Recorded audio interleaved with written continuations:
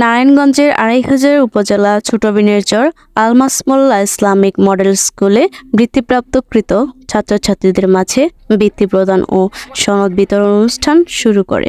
বিস্তারিত জানাচ্ছেন নাইম ইসলাম রাফি। নারায়ণগঞ্জের ২৫০০ উপজেলায় ছোট বিনেরচর আলমাস মোল্লা ইসলামিক মডেল স্কুল ২০২২-২০২৩ সালের ২৫০০ কিন্ডারগার্টেনের অ্যাসোসিয়েশন কর্তৃক আয়োজিত বৃত্তি পরীক্ষায় অংশগ্রহণকারী আলমাস মোল্লা ইসলামিক মডেল স্কুলের বৃত্তিপ্রাপ্ত কর্তৃক ছাত্রছাত্রীদের মাঝে বৃত্তি প্রদান ও সনদ বিতরণের অনুষ্ঠান করা হয়। এই সময় প্রধান অতিথি হিসেবে উপস্থিত ছিলেন মাসুম বিল্লাহ, ২৫০০ উপজেলায় প্রেস ক্লাবের সভাপতি। উপস্থিত ছিলেন মোজাম্মেল হক, ২৫০০ পৌর বিএনপির সহ আরও অনেকেই উপস্থিত ছিলেন। পার্সেন্টেজ অনুযায়ী আমাদের স্কুল সবচেয়ে ভালো করছে ১৩৫টা। এর মধ্যে আমাদের যে সমস্ত ছাত্রছাত্রী আমাদের স্কুল থেকে দিচ্ছে সবাই বৃত্তি পাইছে, এবং সবচেয়ে ভালো রেজাল্ট আমাদের স্কুলেই করছে। এই উদ্দেশ্য যে আমাদের এলাকার সবাই জানে, এর সুফল আমি পাইছি। এই বৃত্তি পরীক্ষায় যারা অংশগ্রহণ করছে, যতগুলো স্কুল অংশগ্রহণ করছে তাদের মধ্যে প্রথম হয়েছে এই একটা স্কুল।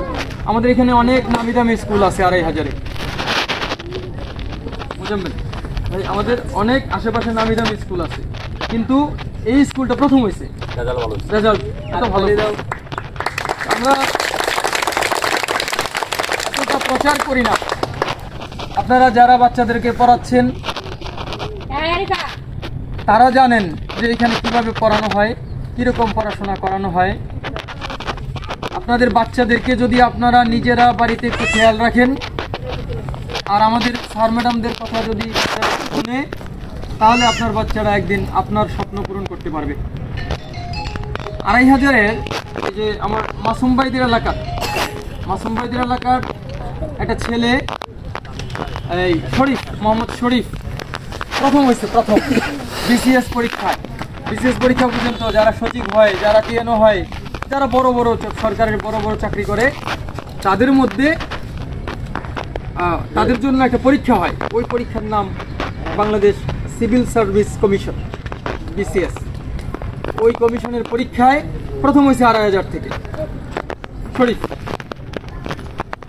ও কিন্তু এরকম একটা স্কুল থেকে পড়াশোনা করেই বড় হয়েছে। সে অনেক বড় প্রতিষ্ঠানে, সে ঢাকা বিশ্ববিদ্যালয়ে পড়ে নাই ভাই, সে একটা কলেজে পড়া ছেলে, একটা কলেজ থেকে মাস্টার্স করে বিসিএস পরীক্ষা প্রথম হয়ে গেছে। ভাগ্য আর চেষ্টা, অবশ্যই আল্লাহকে বিশ্বাস করতে হবে। ভাগ্য হচ্ছে বড় জিনিস, আর বাকিটা আমাদের চেষ্টা। তো চেষ্টা না করলে তো আর ভাগ্য আসবে না। এজন্য আপনারা চেষ্টা করবেন। আর আমার এই স্কুলের জন্য আজকে যে আমাদের মুজাম্মেল চলে আসছে, মিথুন আসছে, আমার মামা আসছে, আপনারা আসছেন গার্জিয়ান।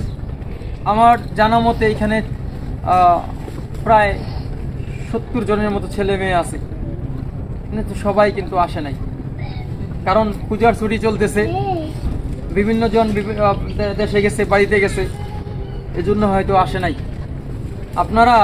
আপনাদের প্রতি অনুরোধ থাকবে, যদি আমাদের স্কুলে ভালো পড়াশোনা হয়, কোনো রকম কারো কান কথা না শুনে একজন আরেকজনের সাথে আলাপ করে আপনারা আরও ছেলে মেয়েদের ভর্তি করেন। কারণ যত ছেলে মেয়ে আসবে, প্রতিযোগিতা তত বাড়বে আপনার সন্তানের প্রতি। আপনি বুঝতে পারছেন তো, যে আপনার ছেলে মেয়ে যদি ২০ জনের সাথে প্রতিযোগিতা করে, তার চেয়ে ভালো যদি ৩০ জনের সাথে প্রতিযোগিতা করে। এই জন্য আপনারা আপনাদের আশেপাশে যারা আছে তাদেরকে নিয়ে আসবেন, তারা যেন এই যে সামনে ভর্তির সময় আসতেছে, তারা যেন ভর্তি হয়, স্কুলটা যেন ভরপুর থাকে, আমরা যেন আরও উন্নত করতে পারি স্কুলটা। আমাদের জন্য একটু দোয়া করবেন। আর আপনার ছেলে মেয়ের ব্যাপারটা আমি বলছি, একবার আবারও বলি, আপনার ছেলে মেয়ের দায় দায়িত্ব সম্পূর্ণই আপনার। আমাদের এখানে ২-৩ ঘন্টা থাকে, বাকিটা আপনার।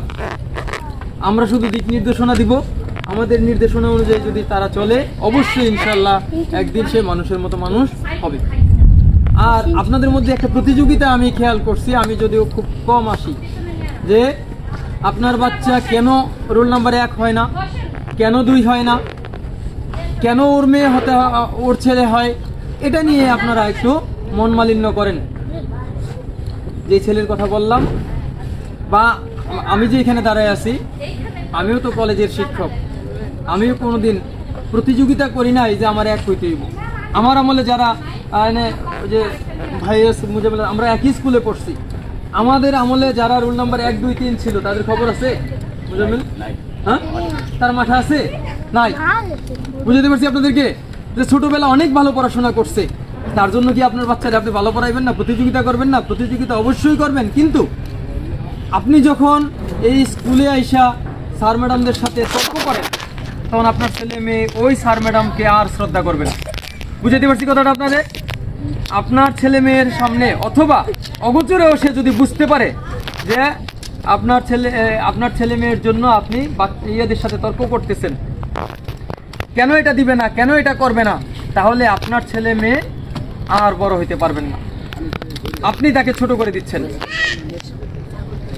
যদি কোনো অভিযোগ থাকে যে আমরা এখানে আসি, আমাদেরকে একটু বলবেন, আমরা এটা দেখব না, কিন্তু কোনোদিন এটা করেন না যে আমার ছেলে কেন 1 হইল না, আমার মেয়েটা কেন 1 হইল না, কেন 2 হইল। আপনারা মনে রাখবেন, স্যার ম্যাডামরা আপনার ছেলে মেয়েকে কখনোই ইনসাফ ছাড়া নাম্বার দিবে না। স্যার ম্যাডামরা এখানে আছেন তো না? যদি ইনসাফ ছাড়া হয় তাহলে সবার উপরে কিন্তু একজন আছে, উনি কিন্তু দেখবেন। স্যার ম্যাডামরা শুনছেন তো কথাটা আমার? অবশ্যই উপরে একজন আছেন, উনি দেখবেন। আপনারা এই বিচার আপনারা করতে যাবেন না, এই বিচারটা আপনারা করবেন না, এই বিচার করার লোক আছে। অতএব আমি আর বেশি বাড়াতে চাই না। যারা নাকি বৃত্তি পাইছে এবং ভালো করছে, হ্যাঁ, তাদেরকে অভিনন্দন, তারা আরো ভালো করুক, জীবনে উন্নতি করুক এবং তাদের ভবিষ্যৎ উজ্জ্বল কামনা করে আমি আমার বক্তব্য শেষ করছি। আল্লাহ হাফেজ।